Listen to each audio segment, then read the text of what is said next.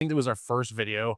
They got like 500,000 views or something. Like, you know, it got like 30 or 30,000 likes. And to us at the time, like that was mind blowing, right? Because it's like, you know, at that point in time, there wasn't very many bike videos that were getting those kinds of numbers. Like anything bike related was just like unheard of for that kind of stuff at the time.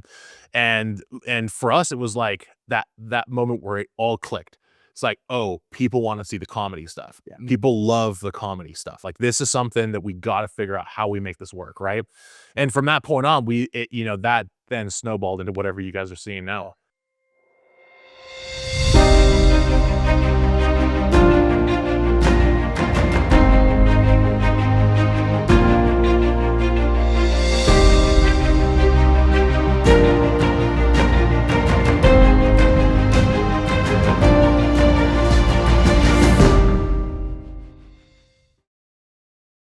What's going on, guys? Welcome back to Tales, Ales, and Trails. This week on the podcast, we've got the Nrml Mtber, aka Seabass, aka Sebastian.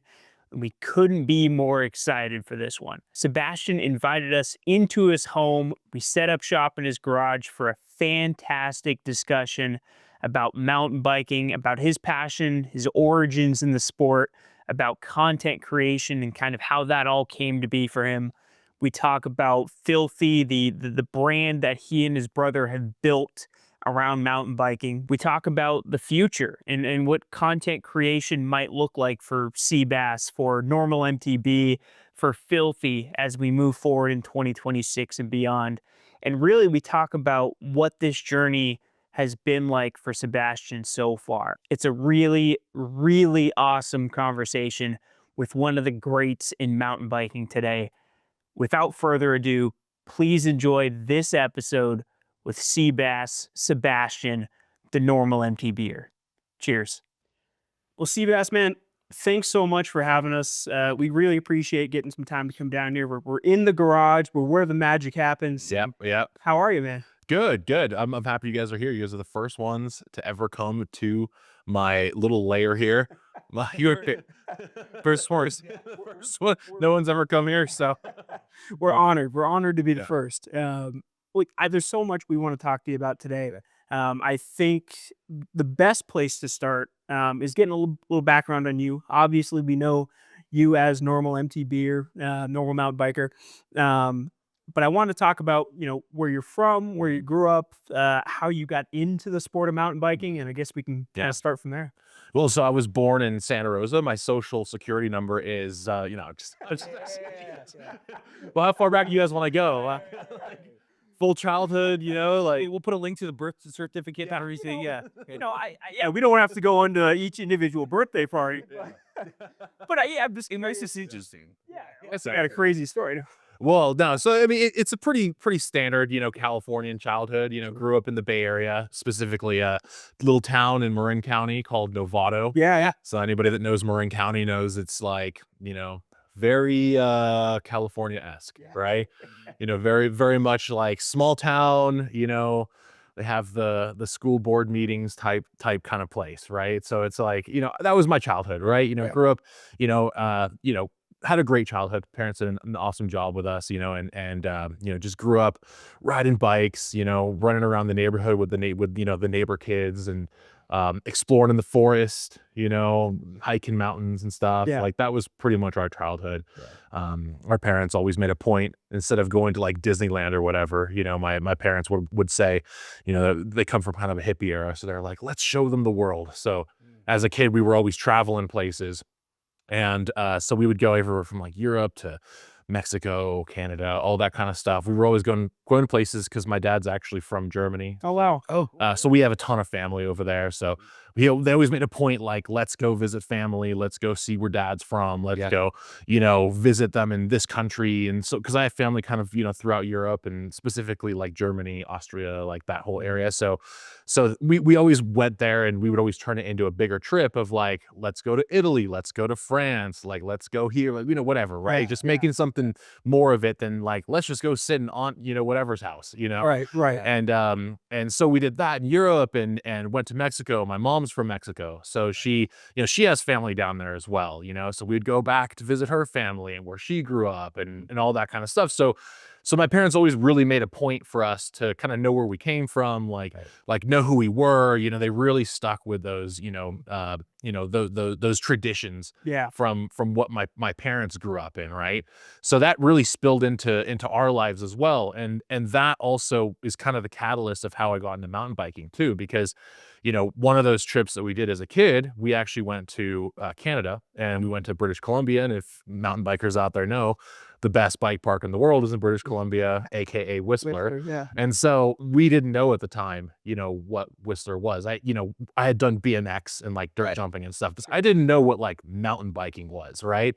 Just some far away distant thing that, maybe one day I would try it. Yeah. We show up to Whistler. We're walking around the Whistler Village, no expectations whatsoever, just this nice little town that the Olympics was in, right? Right. And so we're walking around the village, and this is one of the most vivid memories of my childhood. Like, if you've ever been to Whistler, you know that there's like the main square at where the gondola drops down from the Blackcomb. I'm sorry, not the Blackcomb side, the main side, right? And so we walk out to the square, and it was summertime, and you can immediately see all the trails and all the jumps and the gondola line and everything just right there popping out straight to where everyone's at, right? Sebastian's And- eyes light up. Oh, I was Billy's like I was begging my parents. So like Back in Disneyland. oh, it was way better. Oh, way better, of course, right? And so I'm begging my parents. I'm like, Mom, Dad, please, like, can I go ride a bike up there? Can I go, and they were awesome. They're like, yeah, okay. They rented us, some bikes, and they signed us up for like one of those mountain biking courses, right? Where there's like you go with a group of kids and you go up, and it's crazy. My dad actually filmed all of this stuff, so I have like all the footage. Really? Found it a couple months ago, and like, yeah, it's crazy. And so that was like my first like real experience of actual mountain biking was at Whistler, Which is insane. Yeah, like I don't know anybody else who can say that other than people that grew up in Whistler, obviously, right? Like that for someone from California and America, that's like really like not heard of, right? And so that's actually what got me into it, because we had so much fun like on the bike. And we were probably doing, at the time it felt like I was doing like hardcore trails, right? I was like, I probably felt like Sam Hill at the time, right? But it was like, we were riding like probably the easiest tracks, imaginable, right? And but ever since then, like it just stuck with me like a parasite. It was like, from then on, it was like everything that I'd geared my childhood towards for like BMX and like that kind of stuff turned into, I need to do more of this mountain biking, exactly. Right. And so from that point on, it kind of just spiraled into, getting into high school, eventually. And I really started to get into videography at the time too. And that's another thing passed on actually from my dad. My dad always had a camera when we were, going on vacations, and he filmed everything. So we have, at my parents' house, they have, probably a whole locker room worth of just like videotapes. It's all on the drive now, but like, just hundreds of hours of footage of our childhoods and stuff. Right. So I was always interested in cameras. And so when I got into high school, like early high school ish, I super got into like photography and just making videos and edits and stuff. And like, I'd go out with my friends who were also into biking at the time. And like, we would go to our local trails and we would film just the dumbest stuff. But it was like, it always like, I always made a point to like make an edit out of it, like actually bring it home, stick it on the computer, like edit it up, put some music to it, because back in those days, Pink Bike, which is still around obviously today, but back then it was like Pink Bike was really the only platform that you could have access to mountain bike culture. Like there was a couple other ones here and there, but Pink Bike was like the platform back then. Oh yeah. So you would, I don't know if you guys were ever on it at that time period, but it was like the video of the day, like the video of the month, like all those, it Was it Fail Fridays? And Friday Fails. Yeah, they still do that too. They still do it like all these years later, right? And so I always had a goal, like as a kid, like I'm gonna get a video that makes it onto Movies for Your Monday or something like that, right?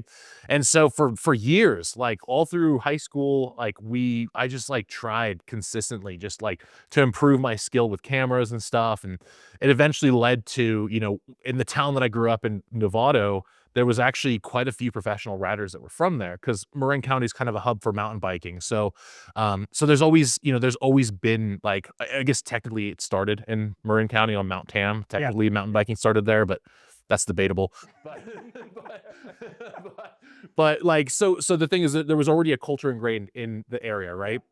So we had a lot of access to these professional riders, and a few of my friends actually really took mountain biking to the next level. Like they started to race, and they started getting really ingrained in kind of the mountain bike, mountain bike racing culture in Marin County and all that stuff. And it actually gave me access to having, professional riders at essentially at my disposal to be like, hey, let's go film and edit, right? Yeah. And back then it was really important to film, mountain biking edits. That was like the thing that you needed to do back then to become like a serious rider in the mountain bike world.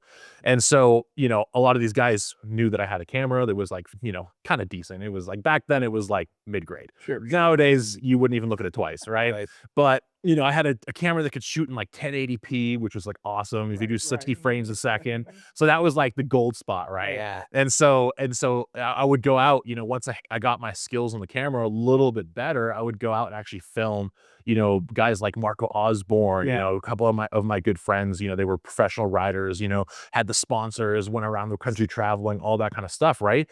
And so I would be doing that kind of stuff like in my early high school days. And that kind of just spiraled into, I started doing like race events where I would go and film race, like the California Enduro series, like go film other pro riders, travel to this place, do that, nothing really on an official level. Like it was more just like, hey, I have a camera, I'm trying to get my name out there, right?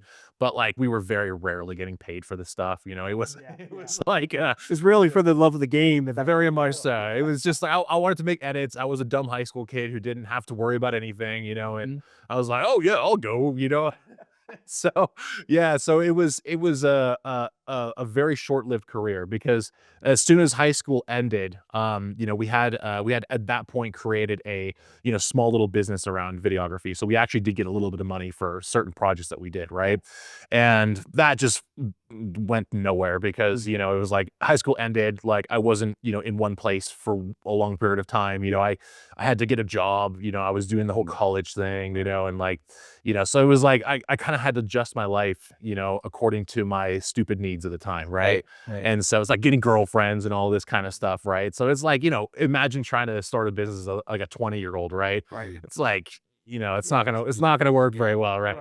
And so I just kind of lived life for a few years, just as like kind of a standard, timeline, right? It's like get a couple years of college, never graduated college or anything like that, but like got regular jobs, like worked in places like Whole Foods too. I did construction. That was my most recent job actually. I worked in solar construction, so was building like massive solar fields, and that was probably my longest job that I ever had actually. Sure. And that's the one I probably progressed the most in, because I started off like super down at the bottom, like literally lifting up the heaviest. Obviously I'm a big guy, right? So it's like people tend to be like, oh, you can lift that thing up. No, I get it. That guy. Look, This guy, anytime he's like, wow, I need you. Yeah, all right. yeah, it's like, what am I gonna pull my back on today? Or his wife, I'll hear just, Kyle, can I grab you for a second? I'm like, yeah, all right, yeah. Yeah, so we know the deal. We know what's up. Yeah. But yeah, so I literally, that I got into construction, and that was like the big kind of pivotal shift in my life because, it was an awesome job. It paid amazing. Like I said, I started off like super far down at the bottom, and like, slowly but surely over a few years was able to work my way up on that. Construction's great. It's great. It was amazing money, right? It's like you're on a job, for a couple months at a time. I lived in Hawaii for a year. Oh, wow. Like, like literally they put me in a house like with the beach, like 10 yards away. Yeah. It was like one of those kinds of things, right? And so it was like cool, right? You get go to all these cool places, but it was just so intense because, it was to spare the details, there was I kind of went up the ladder a little too quick. Yeah. And I really wasn't ready for that kind of, responsibility. And so it led to like problems within the company and also problems with myself too. Like my health went to the shitter, like gone, right? Like I was like gained a ton of weight, like just like was super unhealthy, like sleep schedule went out the window, like constantly stressing. It was like working, even though I was only on the clock for like 10 hours a day, like I was on the clock for like 18 hours a day, right? So that kind of thing. And it just kind of, really started to mess up like a whole bunch of different aspects of my life. And it was, I was caught between like, okay, this is a really nice paycheck. Like at this rate, I'm going to be pretty good, within 10 years or so.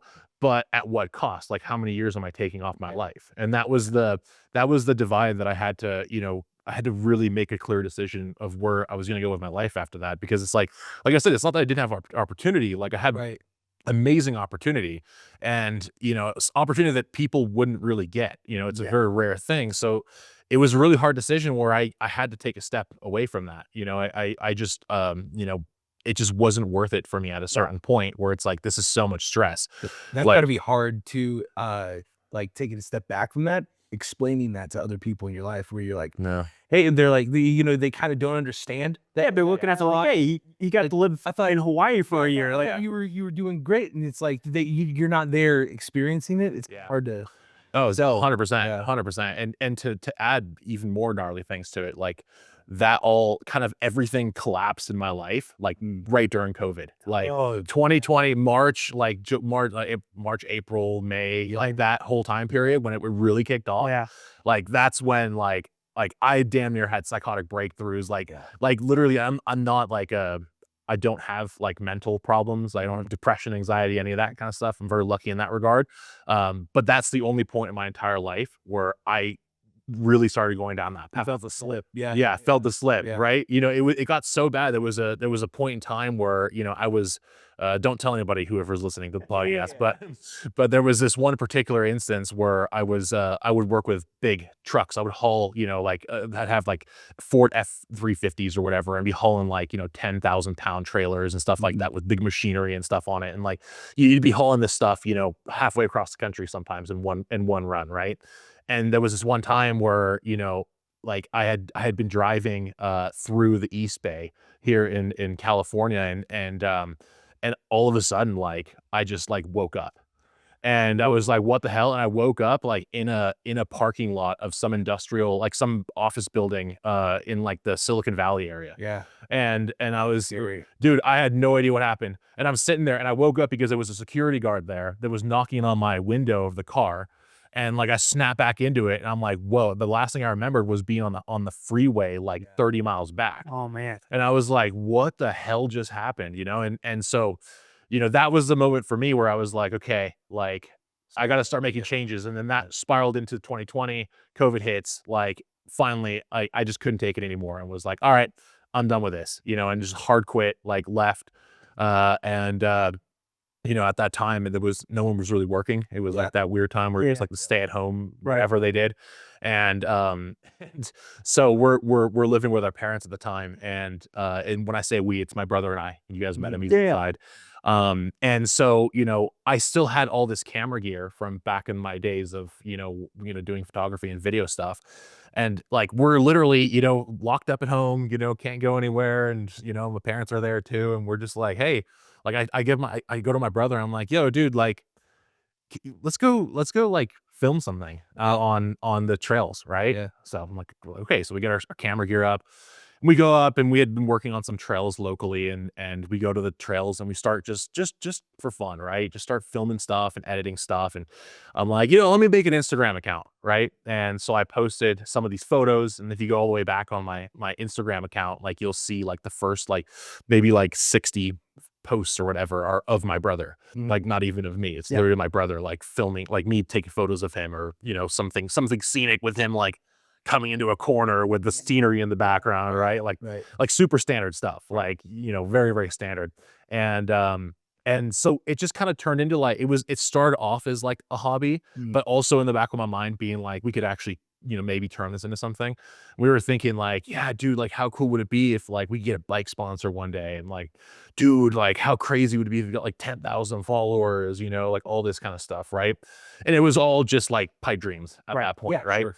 And so we did that for a couple months, and just really just did super basic stuff. And then one day, you know, it had just rained, and there was this one particular trail, we just finished building it, and it had this pretty set corner, this big berm on it that went through these 2 trees. And I was like to my brother, like, hey, dude, like film this. Cause at that point, like literally, like, I'm not even joking, maybe like a week before, Instagram Reels became a thing. Cause that wasn't a thing prior to that, right? Right. So like a week before, and I'd been on Instagram, and I was like, oh, this is weird. This is Reels thing, you know? And at the time, I was very traditional with like my camera work. Like, it was like, it has to be 16:9, you know, portrait, like all that kind of stuff. It has to be the perfect editing, the perfect coloring, Right. perfect everything. But then this time I was like, you know what? There seems to be a lot of people doing this whole vertical footage thing. Let me, dude, here, take my phone. I'm gonna come into this corner, just get a slow-mo shot of me hitting the corner, right? Yeah. So he gets the shot, and it's like me coming into it. There's like mud going everywhere, and like, you know, and like me hitting some berms and stuff. And I posted it on Instagram Reels like shortly after that, and I put like that, you know, those guys, Suicide Squad, or no, Suicide Boys. Yes. Yeah, like the hardcore like grab guys, right? Yeah. I put one of their songs to it, and like the video got like 50,000 views. Yeah. And that was insane. Like, that was like, you know, we had done a couple of videos prior to that, you know, it's like, you know, of not in the real format, but just on the, as a regular post. Sure. Hadn't really seen anything like that, you know. And like, and then all of a sudden we post this one with this audio and like me in slow-mo coming around this corner, and like all of a sudden now it starts to get views. And I'm like, oh, like that was the light bulb that clicked in my head. I'm like, oh, people are interested in this kind of stuff. Like all these times when like the photos of my brother, like, not to say he's not a good, he's an amazing rider, very photogenic, all that kind of stuff. But it was very standard what we were doing. You know, it was very much like every magazine, every online blog, whatever, they all have this kind of content. But I posted something completely different, which is like a big dude who was coming around a corner with mud going everywhere, and it's slow-mo and hardcore music. And that got the light bulb turning in my head. And I was like, oh, like there's something to this. Yeah. And so that kind of started this whole, you know, maybe like 8-month journey of us just kind of figuring out, like, still during COVID, don't have a job, you know, just we're living off of savings at that point, you know, just kind of risking it and being like, all right, let's try a whole bunch of different stuff and see what works. And then eventually, like, you know, a few months, maybe like 6 to 8 months afterwards, after we'd already kind of started doing the social media thing, we did a video where I let all the air out of my suspension on my bike, and like sat on it, like literally filmed myself sitting on it, and just literally just rolling down a paved street. And it was, so it looked like the bike was a lowrider, right? And it was just me just like this on the bike, just like rolling like this, right? And dude, the video blew up, like just absolutely blew up. Like, and it was like, I think it was our first video that got like 500,000 views or something. Like, you know, it got like 30 or 30,000 likes. And to us at the time, like, that was mind blowing, Yeah, right? yeah, Because it's like, you know, at that point in time, there wasn't very many bike videos that were getting those kinds of numbers. Like, anything bike related was just like unheard of for that kind of stuff at the time. And for us, it was like that moment where it all clicked. It's like, oh, people want to see the comedy stuff. Yeah. People love the comedy stuff. Like, this is something that we got to figure out how we make this work, right? And from that point on, you know, that then snowballed into whatever you guys are seeing now. Yeah. And so, I want to say that is the greatest answer to tell me a bit about yourself that we had in the podcast. That ran us through the gamut, man. That is awesome. well, it may be a little bit narcissistic, but No, it's not. No. You know, I think about the funniness of it, right? The comedy of the content, and it really feels like part of that is it's making mountain biking accessible, relatable. Yeah. People can laugh at it. It brings levity to just being out there, hanging out in the trails. You know, I would say most people aren't going to be a Remy, just, you know, sending the most insane. It's cool to see. It's really cool to see. But I think people can watch your stuff, watch Jess's stuff, watch Joe's stuff, and be like, man, that's more similar to me and my friends hanging out and riding. That's like, that feels more relatable and accessible. And I think the comedy is a big part of that, right? Because it's I guess it's just adding that extra layer to riding that maybe people don't think about all the time. It's really fascinating stuff. Do in terms of the content creation process. I know you collab with Jess a lot. You collab with Joe a lot. What's the idea process like for you? Like, how do you come up with an idea? Where do you go to be like, all right, this could work? Because it's not like stand-up comedy where you can go do 10 minutes and see if it worked or not. You kind of have to, have this really fleshed out idea, put it out there, see if people like it. What's that process like? Well, the reality of it is that like most of the ideas that we have just don't really go anywhere. Sure. That's one of the things that's hard for the audience to really see, because the way the algorithms on social media are set up is like they're going to show you what you want to see. That's how every platform makes their money, right? That's how they're able to run ads and stuff like that. Yeah. So it's like a lot of the times the audience doesn't see the videos that just sucked, right? And that's unfortunately there are more videos that didn't do good than there are videos that did good, right? Yeah. And when it comes to the idea process, it's like, let me give you two extreme scenarios, right? So either it's like an idea that will just pop up out of my mind where I'm just like, dude, like completely original, like no influence from anything else, right? Just like, boom, I'm in the car, like, dude, oh my God, this would be a funny video. Let's pull over, 2 minutes, really easy, really simple, one single clip, Yeah. and then boom, next thing you know, it's like 500 million views. And that was the no seat video that I did. Yeah. Where it literally was like, I figured, I came up with the idea 5 minutes before we filmed it. And it took us 2 minutes to film the video. Like one take. It literally took one take. And then it's like, oh crap, it's one of the most successful videos, in mountain biking history, right? Right. And then it's like not to talk myself up, but like that's just kind of one of the facts about that. It's like, and then there's other videos where we'll have like such an intricate idea of like, okay, like let's take influence from this video that I saw, that video that I saw, like let's take influence from this TV show that I saw or this joke that I heard, combine it all into one thing, spend a week coming up with the idea. Work. Yeah. It's like, and then go out, film it, retake, film it again, retake, film it again, edit it. Oh, it didn't come out good. Let's go film it again. And then all of a sudden we come up with this video that I'm just like super happy with. I'm like, this is going to do awesome. And we post it and no one sees it. So it's like, there's not really method to the madness. Like, and this is the thing that I've, my answer has actually changed over time to this question, because at first, like I would have said that it's like, oh, I just come up with ideas and throw it out there and keep it consistent. Yeah. But now it's like, even the consistency doesn't really work anymore. Like it's important. It's very important still. But now it's like having a grip on your niche is more important than anything else. So I think nowadays, like the way that we come up with ideas first looks at, okay, who's going to watch this video? I'm thinking more about, 10 steps ahead than I am in this moment right now.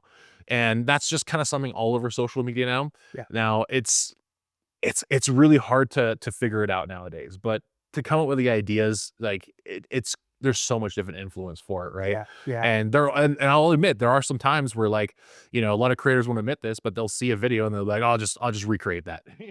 Like that happens sometimes. I'll do it occasionally, right? It's like I try not to do that all the time because it's cheap, right? Right. But it's like for those times where I'm having a slump and ideas where I'm like, damn, like it's been like, a few weeks I haven't come up with a good idea, like let me just scroll reels or YouTube shorts for a little bit and then, come up with like save a bunch of videos. Like, how can we adjust this to be more mountain bike related? Like stuff like that. Right. I feel like that'll kind of like kickstart your imagination after you post that. Yeah. You see people, doing cool stuff. You're like, that, that could be inspiration for sure. Also, you said about like, you put so much work into one video and that's the one that kind of slumps.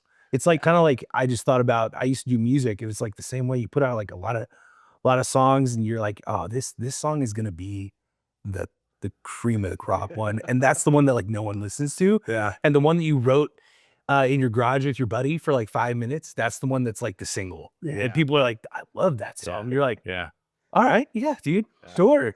yeah. It's wild how that works, right?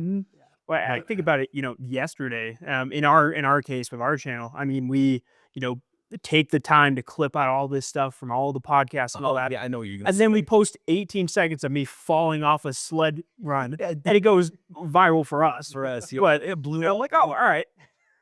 It was like a few minutes, and you're like, dude, we're at 1,000 views already. Like, Yeah, it's like, come on, man. Like, we're doing like really good storytelling. I made a joke with him when that video was blowing up yesterday. I was like, dude, we're gonna have to turn the channel into like Nick just being like, this is Tails, Ales, and Trails. Welcome to Jackass. Like, just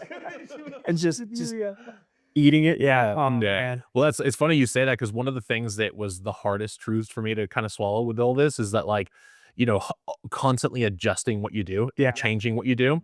And one of the things that, I tell like other creator friends of mine, like I'll tell them like, yeah, like, it's great that you have this set of followers right now. Yeah. It must be it's nice to see like, oh, it's a lot of followers, right? But sometimes it ends up kind of skewing your perspective because just because you have a set amount of followers right now doesn't mean that if you didn't change, yourself now, potentially lost those followers, but gained this massive lump sum, of people over here. And that's the cross that people have a really hard time.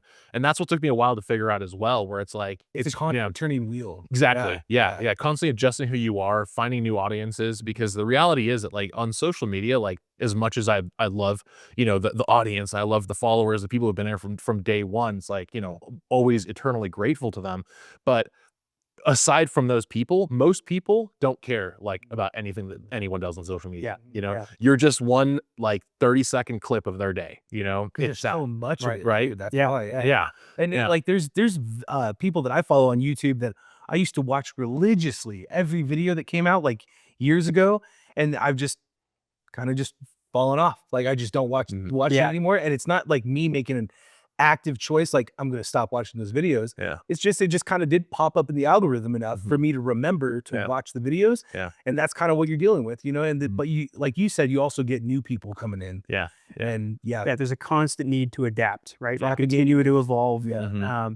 And especially within a mountain biking landscape that is changing constantly, from the way things are operating in the industry itself, to the kinds of content people want to see from mountain biking. I mean, I think about Brian at BKXC and ending his channel. Yeah. He was like the biggest name in town for a long time, and for whatever reason, it just didn't end up being a thing that people were drawn to as much anymore. And he said it in that kind of final video. He's like, just um, things have changed, right? Things have changed in terms of how people consume content, and it's fascinating to kind of watch it all continue to unfold and take different turns, and see how you guys kind of roll with the punches in that way. Yeah, we're constantly adjusting. It's like now we're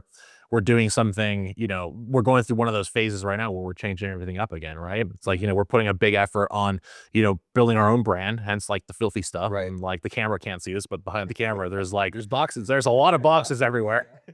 We're kind of crammed in here, right? But, so it's like we're taking our own turn where it's like, because of that fluctuation in the mountain bike industry and like the interest in people and stuff like that, like, we're kind of at the point where we're realizing it's like, yeah, the social media stuff is great. We're never going to stop making content, but like this takes a lot of time, like a lot of time to do. And it's like, we're, even today, like most days I'm working minimum like 13 hours minimum. Like that's like on a regular work day. Right. And so, it's like to find a day off, it's hard nowadays. And so we're trying to, now we're at the point where we're like, okay, so we need to really monetize this. Like we need to create something. So it's like this work that we've done and this audience we've built, and like, all this stuff that we've done to get to this point doesn't just go in vain and fizzle out into nothingness. Right. And that's the thing right now that I think is super, super important, because obviously there's a lot of volatility in the bike world right now. Yeah. It's like some companies are doing great, others are not, and it seems like every other week you see a brand that's disappearing. Right. Yeah. So we don't want to be in that position where it's like, oh, sorry, I don't want to make that post, next year and be like, sorry guys, like I'm done. I'm getting a regular job again. It's like, it doesn't, it's one of those things where we're shifting everything that we're doing right now, where it's like, okay, like build a brand, expand our horizons, right? Like mountain biking, like we're almost at the point now where it's like mountain biking is an awesome industry. I'll always love mountain biking, but now at this point, and this is something you see with like larger creators, is like eventually there's a ceiling or a roof that they hit, or a ceiling that they hit, right? And that's not because their content's not good. It's not because people don't care. It's that the amount of people that are interested in that stuff is very limited in the world. Niche, yeah. And if you think of it realistically, like the monetization opportunities its mountain bike world are very specific to just North America, specifically the United States and Canada, and just Western Europe. Yeah. Like Sure. that's pretty much the only real market that's in the world, which is why you don't see very much money going to South America or Africa or India or most of Asia. Like Right. Asia's getting bigger nowadays. Right. Places like Taiwan and China and Vietnam and Thailand, like mountain biking is becoming huge over there. So that's another market that's popping up. But the reality is that like most of the viewership that you're seeing on these platforms for a lot of these larger creators, the reality is most of that viewership isn't from the American or the British audience or the German audience or whatever. It's like there is that a large portion of that, but most of the views are coming from places like India. Yeah. Like they're like in unfortunately, for better or worse, like there's not much of an opportunity for growth with that kind of an audience. Right. And this is the thing a lot of larger creators will never really talk about because they want to make it look good for the, the sponsors and all this kind of stuff, right? But the reality is that like having audiences from places that aren't really going to get involved in the culture in that kind of way almost hinder it to some degree. And I think that's one of the reasons why like the mountain bike industry has kind of digressed in the last couple of years, because everyone just believed that this COVID bubble of like, you know, views were great. Everyone was buying bikes. It's like, yeah, here in America and in Germany, but the rest of the world wasn't. And that was artificially inflating the value of a lot of the things that we took for granted here in America. Yeah. It's like faux numbers. Yeah. Exactly. Right. And so that's one of the things that we're trying to navigate where it's like every day, you know, other countries, like pretty much everyone who wants a cell phone and access to the internet here in America already has it. And the same thing in Europe. But a lot of these, you know, countries like outside of here, in particular, you know, less fortunate places in the world that have never really had access to this are now gaining access because of things like Starlink and, you know, access to cheap phones, and they have their own social media and all that kind of stuff. So it's like now all these parts of the world that never had say at the table, now they're sitting at the table with us, right? Where it's like, oh, that's why the numbers on Instagram are getting better and better. Right.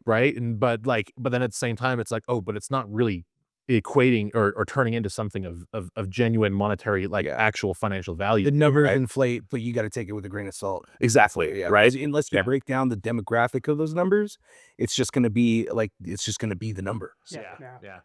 I'm sure there's gonna be some people that are call me racist for saying that, but no, I think it's I think it's a really measured take on what's happening. And probably no one better to have that measured take than someone like you. I think it's true. Because the technology grows and it just becomes more accessible.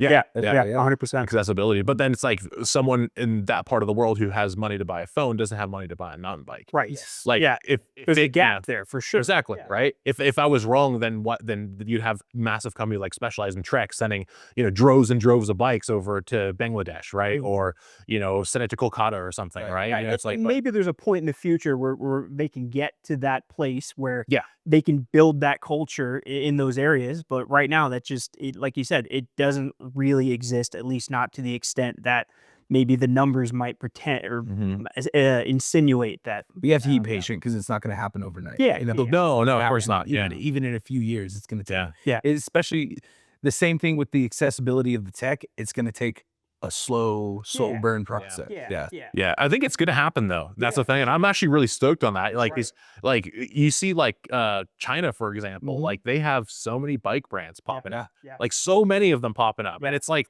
a lot of them are really good.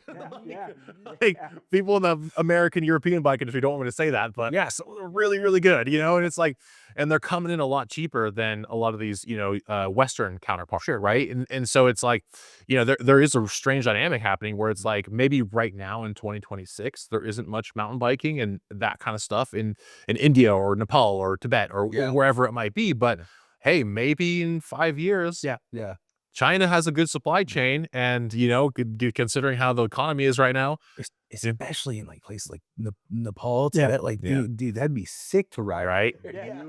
Beautiful out there, just in the Himalayas, just out, you know, ride past Mount Everest. You know, it's like that would be really tough. I wouldn't want to do that. See it just pass out from the oxygen. There's limited oxygen. We were just in Tahoe, and I'm like helping him bring stuff in, and I'm like.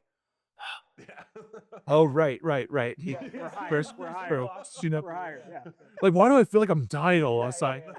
But I'm like, I'm not that fat. I'm like, come on. I went from the truck to the house with this cooler. Yeah, man. You mentioned Filthy a few minutes back, and I did want to talk about Filthy because it's a really exciting concept for a brand. I wanted to talk to you about kind of where the concept came from, how, and you talked about the need to kind of chart your own course in terms of you know you know building that kind of a brand. But where did the concept for Filthy come from? What was it like building this? What has it been like building this brand? Yeah, no, I mean, the idea of it is kind of, what, so going back to when I was growing up, I would do some bike racing, I would do a little bit of downhill racing. So I'd go to events like Sea Otter and stuff. Right. And I remember back then, I'm old enough to remember when you would show up at Sea Otter and a lot of companies, particularly a few well-known ones, would have like models. They would have literal girls like in bikinis with the product, holding a fork or something, or like at the Monster, tent, passing out, they're in those skimpy little, stuff. And like all the dudes were over there, that was where the party was at, right? Yeah, the same thing with like snowboarding and skiing and stuff like that. Of course. Yeah. So it wasn't just a mountain bike thing. It was, and that wasn't even that long. That was what, 15 years ago? It's like, but then all of a sudden, like overnight, just everyone decided that was not okay anymore. And it was like, what? Like, this is awesome. What do you mean it's not okay anymore? And I think, it was one of those things where I might live in a little echo chamber to some degree on this, but I've just kind of noticed there was a really big, want from a lot of the bros in mountain biking, right? Like in the action sports world where it's like, we may have stopped on a large part of the world economy of, showing that kind of stuff, but the need is still there.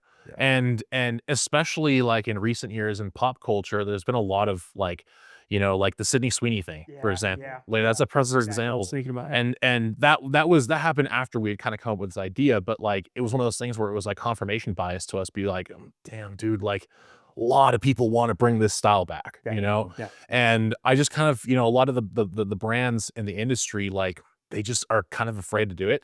And I was like, you know what, like, screw it. Let's do something like this. I love the styling ideas. Like, let's make something that's like a little bit controversial, but I think people are going to be really stoked on. And obviously we, when we released it, like we had some pushback. Of course. I'm apparently a misogynist now, so mine's news to me. It might be the fat boy in me. My mind immediately went to the Carl's Jr. girl. Oh, but dude. Yeah. That went away and they brought it back and they got some pushback and they were like, we don't care. Yeah, I know. That's the thing is like, I haven't apologized for any of it. People love it. Like the thing is like, it's hard to feel bad about, getting some of the criticisms, because I then look at the people who are like happy about this and I'm just like, dude, like that person owns a company that's worth $500 million.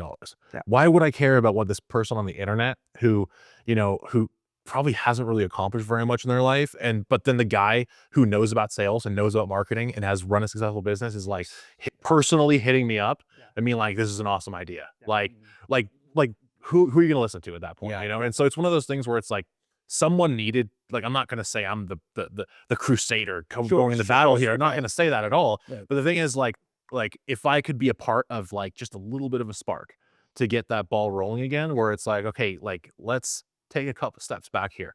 Like, why are we being so restrictive about how we market stuff? Like, why, like, since when is it bad to have like, girls? Like, everyone loves girls, right? And also, it's like bike maintenance gear. Like, it's not the most serious topic in the world, right? No, like, I feel like there's room to, have some fun with the marketing of these products, especially if they're quality products. Exactly. It's like, why not have a little fun with it? Yeah, and another thing too, the big hypocrisy that I kind of saw with a lot of products. I'm not going to name any names, but like a lot of brands, they'll hide behind, like they'll be very vanilla on the surface, Selective, right? But then like you look behind the curtain and then you realize like they're getting their products from like really sketchy parts of the world that probably might have a little bit of slave labor involved in it. And like they have like, but they try to act like they're the best people on earth. And then, every every time that there's some kind of, you know, new political holiday, they're like changing their bio and stuff. And I'm just like, dude, like you're hiding behind this mask. But the reality of the substance of this brand is like you're just taking advantage of people, you know? Yeah.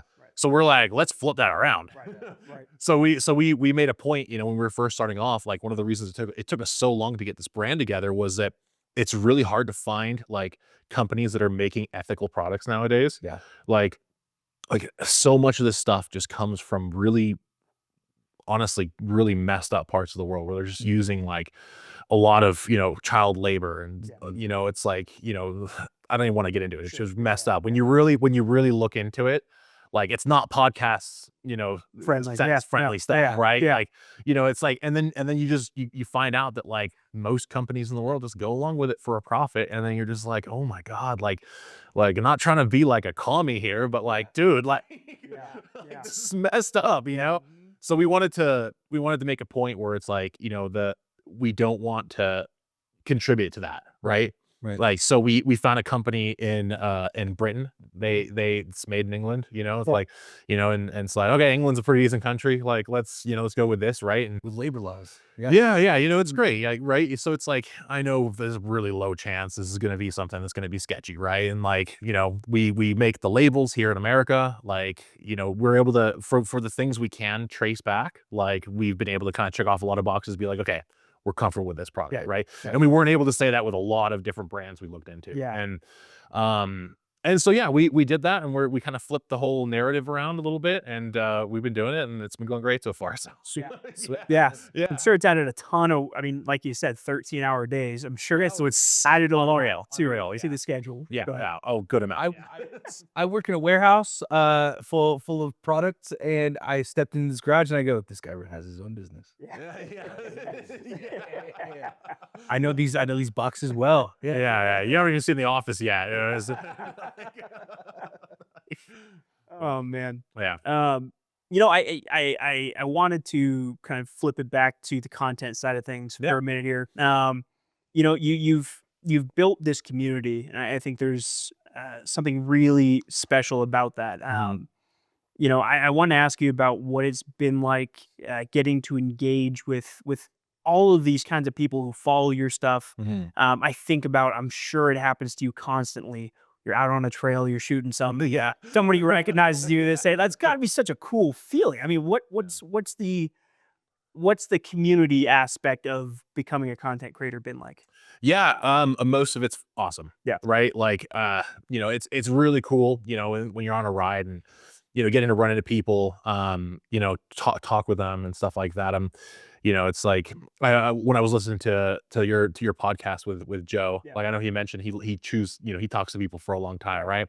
I'm a little different, like, but no, I'll sit down and talk to people all the time. You know, it's like one of those like awesome points where I can be like, okay, this is like, it's not just numbers on the screen. It's like, there's real people out there, you know, and it's confirmation to me to be like, okay, we're doing something right. You know, it's a good compass, right? Because like 99% of the people that I meet are freaking awesome. Right. It's like, so I'm really lucky in that regard where we have like so many of the audience, so much of the audience that we have is actually genuinely really good people, really cool people.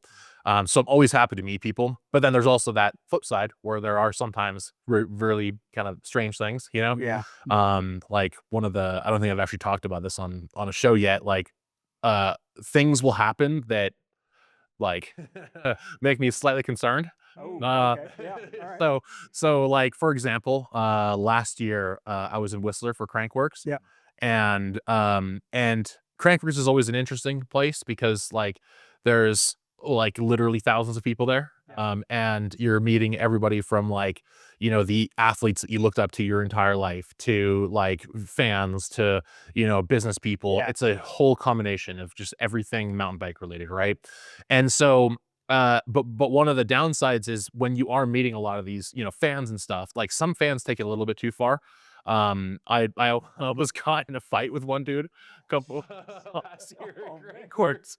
Yeah, it could have almost like, you know, it was one of those things where it could have gone to like a Canadian prison cell kind of thing. So like this dude just like, you know, I was just out at the jumps down in the village and like, this dude like comes up to me and just like comes up, slaps me in the ass, like starts kissing me on my head and stuff. And I'm just like, dude, like, Whoa, like just being way too like, you've never met this dude in my entire life before.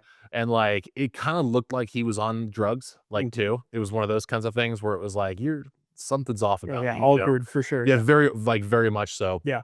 And the guy was just like really like really in my bubble. And I was like, oh dude, like I was like telling him to step back. Yeah. And like he just kept on. He's like, oh, let's take a selfie. Like comes over, grabs me, like all this stuff. I'm like, bro, like I get it. Like I'm a personality on the internet, but you probably laugh at my videos, but bro, I'm about to punch you in the face.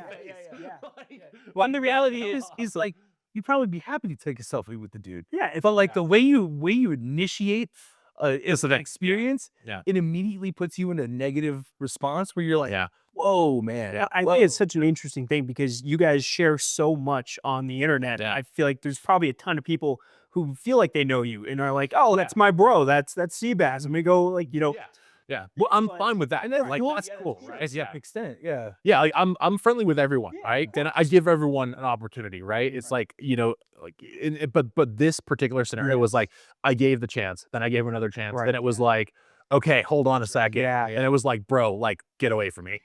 Right. Yeah, it was one of those things where it's Yeah. like, I'm not gonna just right off the bat be a dick to someone. Yeah. Like, I Yeah. don't do that. I'm nice to everyone that I meet, Right, right? But it's like this was one of those things where it was like it went from like me being a nice guy to I might end up in a Canadian prison cell.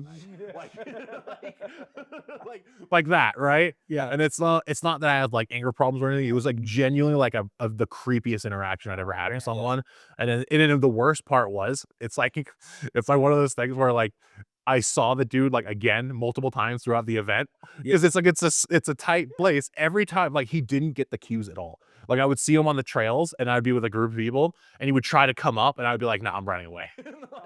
Like, dude, He just keep going. just keep on going for it. I'm just like, dude, like, no.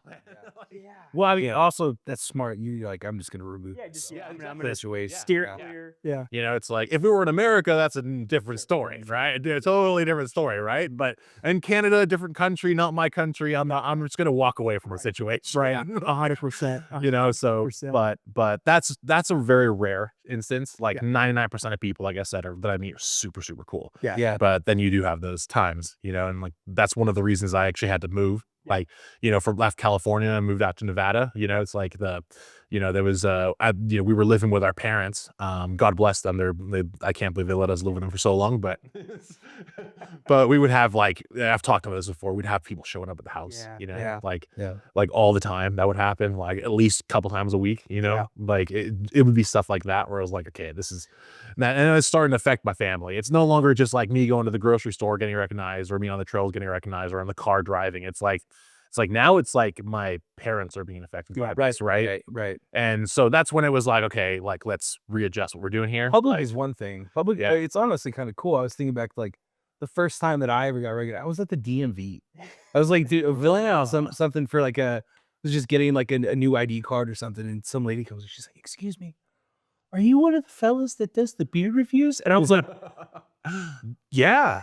I was like, and we were super, super small at that. Yeah. We had just started. I was like, she's like, "I love your videos. I watch them all. I follow you guys." I was like, "Thank you so much." I was like, dude, I was blown away. It's honestly such a cool But thing. yeah, and people start coming on your property and stuff like that. It's Yeah. Yeah. Too much. Yeah, it got a little bit weird, like it was fine when it was like the neighborhood kids, that I'm Sure.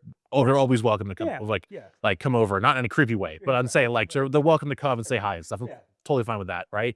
But it was when it was like grown adults that would like drive by really slowly and like creeping out their window and like stop and like yell at me and stuff. Like that's when it was like, okay, waiting for you to come out. Yeah. Yeah. I haven't had that. I don't think. Maybe, but I never noticed that. It was always like the slow drive-bys, Or like one time I've talked about this publicly. Like there was I was working on my bike in the garage and I had the garage door open. It was like summer or something. Yeah. And I like look up from being on my bike and there was a guy standing in my garage, in my parents' garage, and I was just like, what the fuck? Yeah. What? Yeah. Like what? Who are you? Hello. He's like, hey, I love your videos. I'm like, great. That's just like, let me shake your hand. I'll get out of my garage. Yeah. There's a finesse where you have to deal with that. You're like, Thank you. Yeah. Yeah. Yeah. Yeah. Oh man. No, it's cool. Always be grateful for Sure. like the nice people that come up and like actually, I've literally I have friends to this day that were like fans from the early days that now all of a sudden it's like hit them up like, yo, we're gonna go to this place, want to come? It's like stuff like that. So it's like I'm not at all discounting that whatsoever. It's just like if you're gonna come up to me, like be cool. Yeah. Be cool, that cool. Yeah. 100%. It's kind of the price you pay, as a person online. It's gonna happen. Yeah, Yeah. of course, yeah. But I'm not at the point where I need security or anything. Sure, sure. Right. Not yet. Yeah. We'll see. We live in America still. Yeah. So I'm gonna leave it at that. So yeah. The other thing I wanted to talk about, content wise, you've built this. Built is maybe we'll say you've cultivated this group of friends of other content creators that you guys, it seems like you have a really great tight friendship with people like Joe, with people like Jess. Yeah. There's others I'm sure I'm forgetting right now, but it has to be cool to like find that network of people who are passionate, are doing kind of a similar thing that you are, and Yeah. you guys get to collaborate and really spend time and make some really great memories and experiences together with. I think about that. That's had to be a cool kind of maybe unexpected part of this for you. Yeah, I mean that's it's really cool to have access to people like this, right? And then to take it a step further, be able to call a lot of these guys my friends, right? Like Yeah. that's amazing. That's one of the coolest things ever. Because one of the things, it's like there's the saying like never meet your heroes. Like Yeah. it's not really true in mountain biking. Yeah. Like maybe sometimes here and there, but in the most part, from kind of my experience, like definitely meet your heroes are pretty cool, right? And it's been exactly the case in mountain biking. It's like, when I was growing up, watching certain riders and, just looking up to certain dudes that were on a bike, it's like, and then finally meeting them one day and then not just, being like, hey, what's up? I'm, like they already know who my name is and like, oh, I've been wanting to meet you. It's like having that, like that feeling is really cool. Yeah. Like it's unlike anything I've ever really experienced in life. It's one of those kinds of things where you have to be in this position to really know what that feels like. And like, and having that kind of access is just amazing. Cause it's like, not only is it great from like a business perspective where it's like, you can make content with them and, you have people's phone numbers, hit them up for advice, whatever it might be. But it's also like, it's created almost like, I was going to say like not like spell check. It's like oh gosh, when you the accountability, right? Accountability, right? Where it's like, okay, like this guy has been doing awesome in here.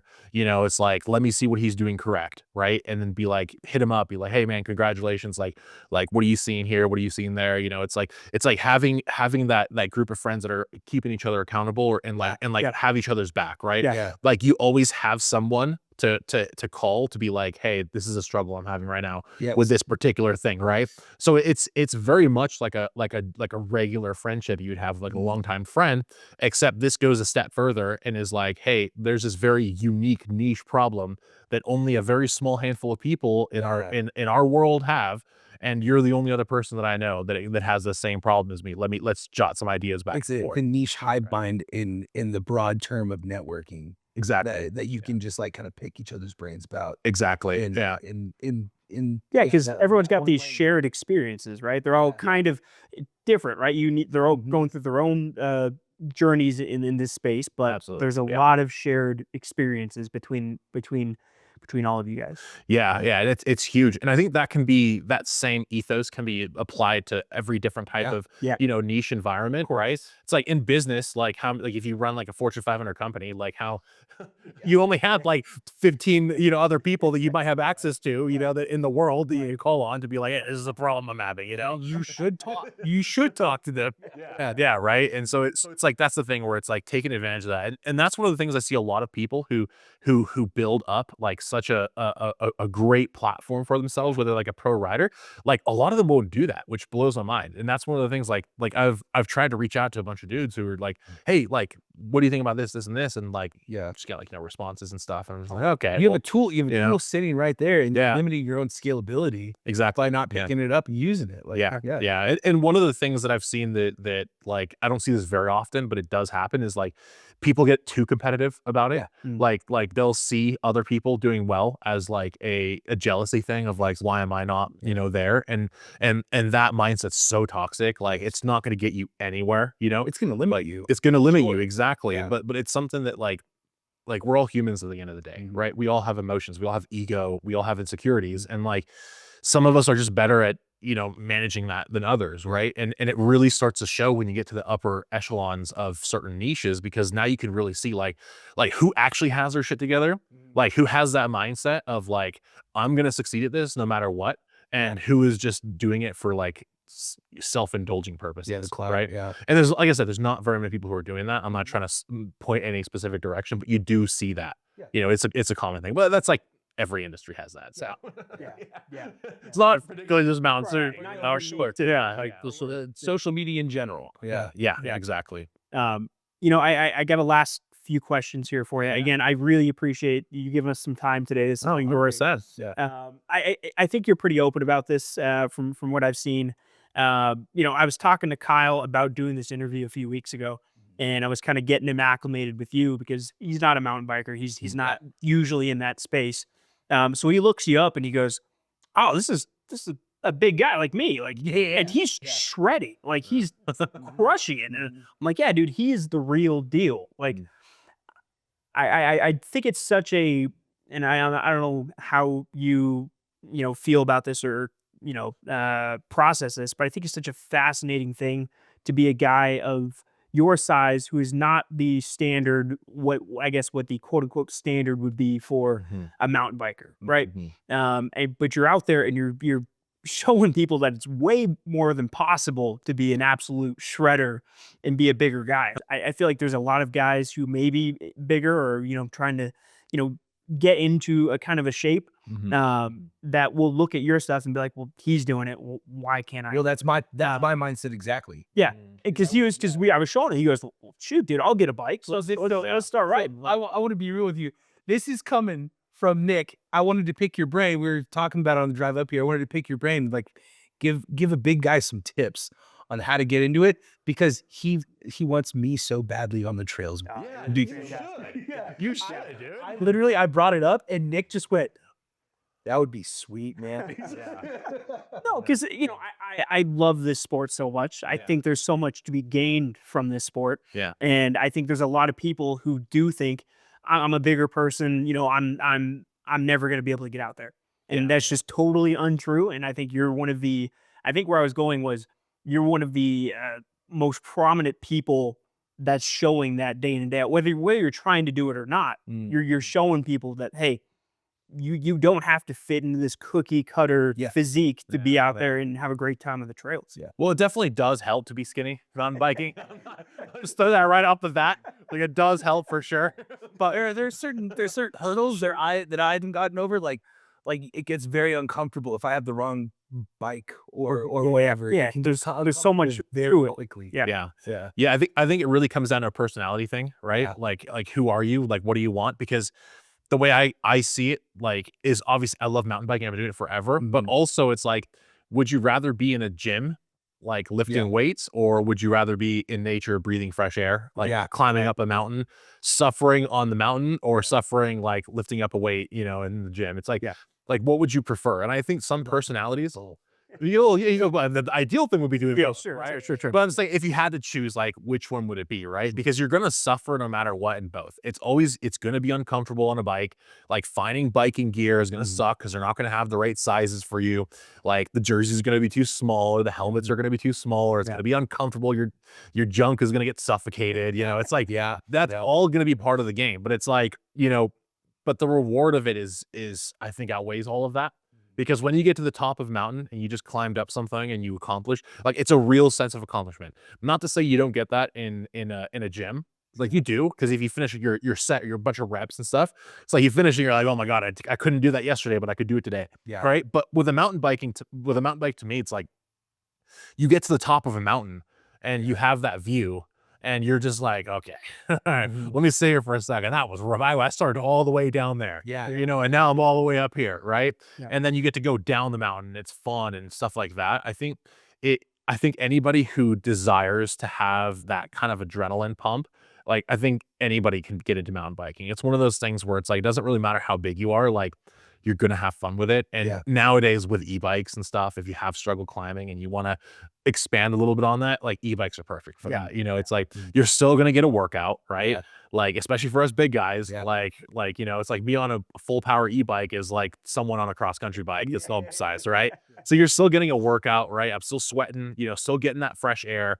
And then you get to like do the descent and, you know, probably get hurt maybe, but it's all part of it, you know? Yeah, that's cool. You do the work and then you get to have fun. On the way down. Exactly. Like that's the whole thing. So it's just so much more of a rewarding process for me. But then again, it's not for everybody, right? I think if you're even at the point where you think you would want to ride a bike, you're already in the club. Like, like you're already there. You're there, right? Because a lot of people like I'll meet like whether it's like family or people that I just know from my past who just never ride a mountain biking. I'll just throw the idea to them when I see them and be like, yo, let's go for a ride if you ever want. And I could tell immediately there's like they're never gonna take me up on that offer. Like it's never gonna happen, you know. But then like I can tell also when it's like someone actually wants to, they're like, I would try that out. You know, it's like then you know you can have that sense, right? So yeah, dude, just do it. Just do it. It's gonna be it'll be tough. Like it'll suck. You're gonna hate yourself for a good portion of the ride. Yeah. But like the thing is that like when you get done with it, there's something about it that you know you just want to go back again. Yeah. Right. Sure. It's hard to describe to people who haven't done it, right? There's just something intangible that makes you that kind of draws you to it. Well, I draw a parallel to that in like hiking. We do hiking and I just tell them, I'm like, listen, I'm the fat guy. Like I will bitch and moan on the way up. Just let me let me do it. Yeah. And then when I get there, I'm gonna be like, this is so cool. Yeah. This is so sick. Yeah. And then you get to enjoy the walk down. Yeah. Yeah. 100%. Enjoy the walk down. Which sometimes I don't know how this happens. Sometimes I feel like we're walking uphill on the way down. How does that happen? Yeah. That'll happen to mountain biking too. Yeah. You'll learn. Yeah. Yeah, you guys in Chico, you guys had a ton of good trails out there. Oh yeah. There's the whole network. Yeah. No, you guys are good out there. Just if you don't want to like commit to a mountain bike, like because they're expensive. Yeah, like they're just like $4,000 for a decent one. You know, not even the best ones. Like you could always just like demo a bike too. Yeah. Like there's companies, especially during the summertime, like mountain bike companies, like brands will literally just do demo days and they'll be all over the place. And I'm sure they'll show up to Bidwell or something. Yeah. You know, There's like local bike shops have some pretty good relationships with some of those brands. They'll do demo days from time to time. Yeah, 100%. Like you just demo one. Don't ever look at mountain biking as an investment though. Like it's not like cars where you know if you buy like a Toyota or something, like it's gonna hold its value for a little while. Right. The moment you buy a mountain bike, it's 50% off. Yeah. Value's gone. It's goof. It disappeared. You know? And then guess what? Next year, no one's going to care about it because the new model. New model's out. So it's worth even life. The geometry's outdated. This is the new wheel size, new axle sizes. Like, it's exactly. So ridiculous. I wish the bike industry wouldn't do that. Well, bikes were fine like 10 years ago. Why do we have to change everything up again? You know? I don't know if you've seen the Salsa Wanderosa. We don't have to talk about it, Brett. We can talk about it after the podcast, but they just came out with a full suspension gravel e-bike, which looks really interesting, but I'm like, how did we get here? Anyways. So it's a mountain bike with skinny tires, basically. It was drop bars. Yeah. Okay. Yeah. Well, it probably climbs really well. I'm sure it does. It's probably amazing at climbing. Yeah. I'll probably get passed up by someone going 3 times my speed on the climb with one of those. So, for sure.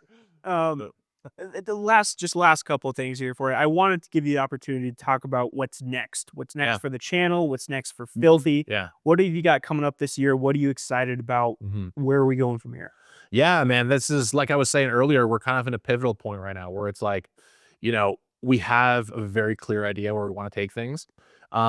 Obviously, the Filthy stuff we're gonna continue growing that. We have a bunch of different phases for that. So we have our plans to expand on that. I don't want to talk about it publicly quite yet. Just Sure. you know how it is with plans. Like I plan to do this and it never happens and people get upset, right? Right. So I'm not gonna say exactly what that is, but we have Filthy kind of expanding into more things and like genuinely it's around a lot of my favorite hobbies to be totally honest with you. Sweet. You know, so it's like I'm a very hobby oriented person, and so I have like 4 things that I just do like those days that I do have time. It's like, you know, mountain biking and cars, all that kind of stuff. So it's like when I have time to, I'll do that. So we've got like a ton of ideas like how to breach into those industries. One of the things that we're actually doing for this year, content wise, like the normal Mtber stuff is going to continue going on as usual. Still short form, doing a lot of long form YouTube stuff. Like that's a big thing this year, but we're we're gonna start a completely different channel. Really? Totally not bike related at all. And so bike stuff will continue. Yeah. So anyone watching, don't worry, it's gonna continue. We're gonna continue growing that, but now I want to get into the car world. Okay. Oh, I love that. I'm a huge car guy. Like I would almost even say, like, sorry to anyone who gets upset by this, but I like cars more than bikes. Like, I'm sorry, that's who I am. Yeah. You know, I love bikes, but like cars are just a little bit above that for me, right? But we're gonna do a channel where like I have a series of challenges, right? And so that'll be interesting. Like I'll do like mechanical type stuff and like, you know, it'll start off in the off-roading world and the off-road scene. And then it'll split, you know, as we can kind of grow that. Like I've already got a whole plan in place. Yeah, Like I love like a growth projection. Like as we kind of grow that within a couple years, I'm kind of working towards like getting into like the sports car scene. Yeah. Like, you know, like that kind of stuff. Like obviously very expensive. Sure. Very expensive. So I gotta do a lot of work to get there first. But it's like we have so much content that we want to build around that. You know, it's like there's so much. And like the first channel, it's just gonna go by my name. Like it's just Sebastian Bauer on YouTube. I already made a channel, so it's like it's got some subscribers already there. But we're gonna start off with doing a series where I'm gonna buy and sell, basically like flip cars essentially, and until I can work up to walk into a Ford dealer and buy a new Ford Raptor. So like Okay. so we're gonna start off little. So we'll start off with something really basic, you know, and then go to like Copart or something, and then find a crashed like 4Runner or something, and then fix it, do a wrap, put wheels, suspension, something really cool. Sell that, you know, at a profit, hopefully, buy something a little bit better. Yeah. And then sell that at a profit, buy something a little bit better, you know, so on and so forth for however many videos this will go for. And then eventually walk into like Ford, buy a Raptor, or maybe get a used one. I don't know. We'll see. See how much goes. Maybe. But then like do a full on build with that Raptor, like suspension, wheels, like armor, basically undercarriage, bumpers, all that kind of stuff, and then take it to the Rubicon. And then drive the whole Rubicon. Because that's like an hour from here. You know, it's like so close, and I always wanted to do it, right? And but I've just never had the time or the money to really invest into a car that'd be able to do that. So it's like, let's make a YouTube series out of it. You know? So it's like, and then document the whole thing. So we have, I actually already did a couple different polls on Instagram, just like sneakily over the last few months. And like, I had an extreme amount of people being like, yes, I would watch that. It was like, I did a poll on my Instagram story, and like, it was like 30 or 40,000 people saw that. And it was like 98% of people were like, yes, start this channel. And I was like, oh my God. Okay. All right. We're going to do this. We're going to do this. Right. So now it's just like finding time to do that. Like we got a couple things that I work out now, but like it's winter, not much mountain biking going on. We can still make content around mountain biking, but this is kind of our slow time of year. So it's like, why not take advantage of like those couple hours, you know, a week that I have, you know, sparing, like start the channel. We've already got all the gear. We've already got everything, you know, and like start to build that up and, you know, create some cool stuff. Cause little like interesting little tidbit about Nrml Mtber is like, before I did mountain biking content, I actually had a YouTube channel for cars. Really? Or you guys see the BMW outside? Yeah. So I actually filmed the process of me building that thing up like years ago. And I had a few videos that popped off. So I had a channel that was actually like on its way to becoming successful, but I was a dumb teenager, so it just disappeared. it fizzled out into nothingness, you know, got a real job and stuff. So Right. yeah. So I want to go back to that because it's like, it makes me happy because at the end of the day, I want to do stuff that like makes me really happy. And it's like, as much as I love mountain biking, like it's also become more of just a job for me. Sure. Yeah. And so I'll still go ride and stuff like that, just for the fun of it. But now it's like, you know, it's hard to only enjoy it just for the love of the sport. Right. You know, so it's like now I need to find another creative outlet for myself, right? Right. To keep that spark going. Cause Yeah. like I said, I'm a very hobby oriented person. I'll Right. get like really into something, just dump extortionate amounts of money into it, and then just like just let it sit and be like, all right, I'll care about this again in like 5 years. You know?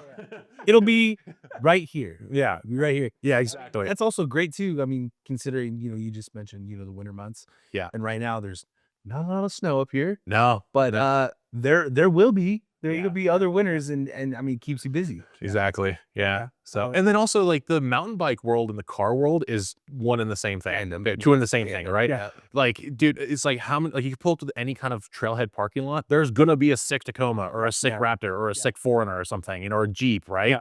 Like exactly like how, dude, it's like you got the Gladiator outside, right? Yeah, It's like, right. dude, so many sick builds Yeah. of Gladiators that I just pull up to like around here, you know, the parking lots here. It's like I'm just like looking around like, what the, like everyone's into cars here. Yeah. Like, What's that? It feels like there's a lot of parallels there, right? Yeah, Like people who are passionate about that are also passionate about mountain biking. Yeah. Yeah, and Yeah. and so we're gonna try to do that, and we'll do some offshoot projects where one of the things with Filthy that we're doing is we're extending into the car world too. And so we want to do like giveaways with it too. Cool. Like Oh, do like full car giveaways. Yes. Right. Yeah. So we'll build like do side projects of like build like a you know, a Forerunner or something, make it super sick, throw some logos on it, and then do like a car giveaway, right? Oh yeah. Or like with a bike rack and a bike on the back of it, Yeah, right? yeah, Like there's so much cross there. Well, it's like There's a lot of opportunity. Yes, there are mountain bikers build on a car. Yeah. Yeah. Yeah. Sick. I love that. and every mountain biker is always talking about how they need a better car. How their bike is more expensive than their car. It's like, let's change that, you know? So yeah, that's going to be in the future here pretty soon, hopefully sooner than later. Cause I've been really antsy to get it started. So Yeah. Sweet. Yeah. That's super exciting. I mean, going right into the idea of continuing to adapt and evolve and exactly. yeah. Yeah. 100%. Yep. 100%. Forever turning a wheel. Yeah. Yep. Absolutely. Yeah. Uh, Yep. the last thing I had for you, and again, I feel like I've said it 4 times this episode, but thank you. This has been great. Yeah, dude, I was happy you guys came. This is awesome. You know, I this is the big introspective, you know, end of the podcast question. Looking back on everything, I mean, you know, even from getting started on mountain bikes in Whistler, I mean, to get from there to here, to have built this community, to be able to, and I know that's a very simple way of saying it, but to mountain bike for a living, it's got to have been such a cool thing to, you know, be able to take a step back. And I don't know how much time you actually do get to take a step back and look at everything, Yeah. but what's the most rewarding part of this experience been for you? I think, you know, when we go back to visit parents and family, just seeing them being proud of us, right? Yeah. You know, that probably like there's so many answers I could give you, like, you know, it's like, oh, you know, progressing the industry and like getting people on bikes. That's all cool, right? That's all really cool stuff that comes with it. But to me, like on a deep personal level, it's just like knowing we didn't screw up, you know, knowing that like my parents don't have to worry about digging us out of a ditch somewhere, you know, and like, you know, because we OD'd on drugs or something, and like, oh, they're worried about, are they gonna, you know, what are they gonna do with their lives? You know, it's like coming home and then seeing that my parents are happy about what we've done with our lives and that we've actually like, you know, stuck to something and accomplished something is like huge, like huge. And that's not the answer I would have given you 5 years ago, right? Sure. Because I think that's something that comes with age too, right? Yeah. Because when you get older, you know, I just turned 30 a couple months ago, and it's like now I'm at the point in my life where it's like I'm seeing things from a more adult perspective. Yeah. And I'm putting myself in my parents' shoes, right? Because we all want to, you know, when we're kids, we hate our parents, but as we get older, we realize how awesome we were, how awesome our parents were, right? And so that's one thing where it's like over the last few years, I've really, really come to realize that, and being like putting myself in their shoes and being like, my kid could have been a total screw up, but they weren't, you know. And it's like being able to like sit comfortably with that and be like, okay, well, if all fails, we know that like our parents are happy with us about what we did, right? Like that's a huge thing for me. So yeah, No, that is, I mean, that is awesome. I love hearing that. That's awesome. yeah. I don't want to be the one that fails in my family. I think that might motivate it more, honestly. I don't want to be the screw up of the family. No, because genuinely, I always worried, like, growing up, like I just bounced around from so many different jobs, throughout my life. And it was like, it was not that I didn't have the potential, it's that I couldn't apply the potential. Right. Yeah. And so being able, and I think that same thing, I'm not just talking about myself. I think that's a thing that a lot of people, have that. I think most people do. It's like they have that potential within them, but they don't know where to apply it, how to apply it. And I feel very lucky because something just landed on my plate where I, although it was years and years and years of accumulating to this point, like it was like I figured it out, right? At least a portion of it, I figured it out, right? And that's one thing that I hope that anybody listening can do the same thing, because it's like I'm not worried about a lot of things now. Like obviously there's always stress with money, and there's always stress with, the political world, or whatever you're stressed about nowadays. Like that comes from me too, right? It's I get affected by it, but like You're a human. Like, we're human, right? But then like knowing it's like, okay, I'm at least using some of my potential here. When some people in life never use any of their potential whatsoever, it's like, it goes for like that saying is to look at your life and just look at yesterday and be like, I could be a little bit better every day. Yeah. And just push yourself. And I think about like what you were saying, like so many people have like an opportunity. I'm thinking about how many people like have it right there and they don't pull the trigger on it. Yeah. And they get almost like a self-doubt or something like that. And they just don't pull the trigger and it passes you by. Like, oh, that's so scary. Well, that's the thing. That happened to me in my life so many times. Like, I know what that feels like. Yeah. At least a few times, I think that like, when you recognize that, then you can change something about it. Sure. It took like, there's so many things I could go back in my life and be like, I want to change. I would have changed this about it. Right. But then like at a certain point, like you kind of realize like, no, if I would have changed it, like it wouldn't, I wouldn't be here where I am now. It's like, just kind of, like looking at things from a bird's eye view perspective and being like, I have those opportunities, right? Everyone's given them. This is the eternal equality of the universe, right? Where it's like, we all are given these opportunities. It's just, are you willing to see it? Yeah. And I think step forward. Exactly. Take that step forward. Right. And a lot of people just never do that. And that's scary. Scary. That's the scary thing, right? It's not that you don't have opportunity, it's that you don't take the opportunity. And you have to be willing to trip and fall a couple of times. Oh, of course. That's part for the course. You have to. Like, if you don't fail, you like you gotta do some way deeper introspection here. Like now God or whatever you believe in is torturing you at this point. Are you sure you're not in the Matrix right now? Like, well, it's like that's how deep it is, right? Like so yeah. Did I answer your question? No, I mean, 100%. Yeah. Again, for the now probably millionth time, thank you, Sebastian. This has been so cool. We really appreciate getting to talk to you, getting to kind of pick your brain about so much of this stuff. So yeah. Well, happy you guys showed up. It's always way better to talk in person than over a computer. So I like what you guys are doing. I'm happy you guys were able to come by, and you guys are always welcome out here. So we appreciate that. Absolutely. Thank you. Thank you guys for having me. Thanks, man. Of course.